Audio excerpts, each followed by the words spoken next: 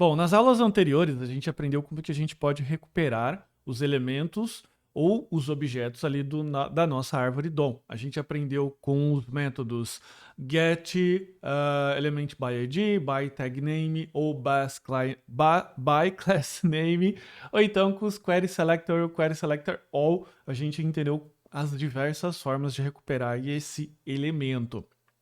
Só que nessa aula a gente vai se propor a um desafio ainda maior, que é basicamente de recuperar o elemento de nome, ok? E ainda alterar esse elemento. Ou seja, você vai adicionar o seu nome aqui. O que você acha? Topa esse desafio?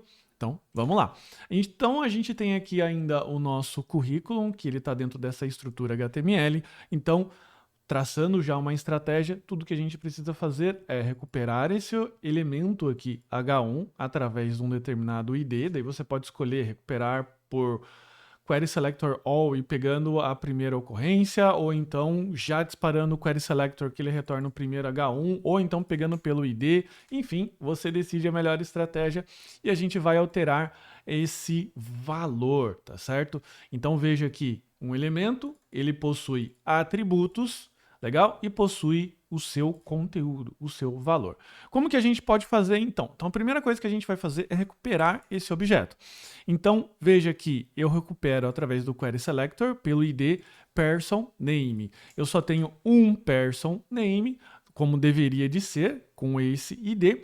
E agora eu vou recuperar o valor, veja que ainda estou recuperando, o valor contido aqui dentro, que ele é seu nome. Eu vou abrir aqui a janelinha do Chrome. Então, se eu executar, ele vai colocar aqui, ó, title, element, value, seu nome. Se eu colocar aqui, ó, outra coisa, ele vai retornar outra coisa pra gente, beleza? Só que a proposta não é retornar, não é recuperar um valor, e sim recuperar um valor e atribuir um novo. E como que a gente faz para atribuir um novo valor? No caso dessa propriedade aqui, innerHTML, que é basicamente o HTML que está contido lá dentro. Claro que não tem um HTML propriamente dito aqui, tem um texto. Então a gente vai escrever de novo um texto. Então veja que eu recupero o title element, beleza? Mostro aqui através do console log o que eu tenho, atribuo um novo para ele. Vamos executar. Veja que eu tenho aqui o nosso valor anterior, que foi o teste que eu fiz com XXX, triple X, beleza? Eu vou executar esse carinha agora aqui e veja que ele passou a ser Felipe Fontoura. Eu coloquei aqui o meu nome. Ele antes era seu nome, como esperado aqui, como já existia.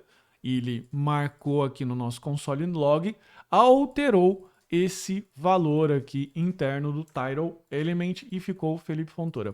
E veja que ainda eu tenho a possibilidade de alterar outras propriedades. Eu vou alterar aqui a propriedade color do style. O color é a cor da fonte. Então, além de alterar o meu elemento title element, eu vou alterar ainda o seu estilo, alterando a sua cor para red, beleza? Vou executar aqui de novo. Ele alterou para red. Então veja só que interessante.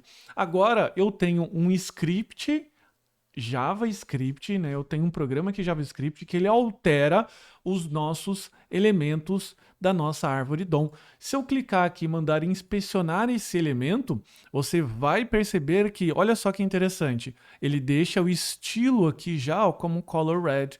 É como se ele, é como se você fosse é como se você programinha lá, JavaScript, fosse lá no HTML e adicionasse esse style aqui, style color red. Só que você não precisou fazer isso, você fez isso em formato de programação, em forma de programa e tornou o seu HTML dinâmico, legal? Então, olha só o poder que você tem nas mãos agora. Você tem um poder nas mãos de alterar toda uma estrutura de um documento a partir da DOM. E adivinha só?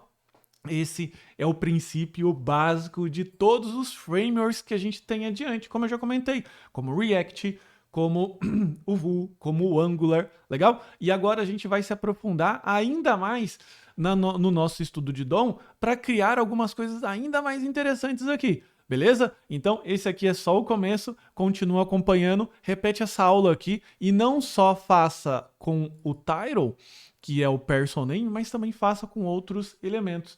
Eu separei aqui para você a especificação do HTML element, que é o elemento que é recuperado através da nossa consulta, do Query Selector, e veja a quantidade de atributos, elementos, propriedades e coisas que você pode fazer. Então, explore um pouquinho mais essa documentação. Veja que, como o HTML element herda de element, o element também tem várias propriedades aqui. Olha só que interessante. Então, é legal você não só ficar com as informações da aula, mas também seguir por um formato exploratório para você entender e expandir o seu conhecimento e fixá-lo aí, ó, na sua mente, beleza? Então é isso, não perca a próxima aula que agora a gente vai começar a deixar as coisas ainda mais divertidas.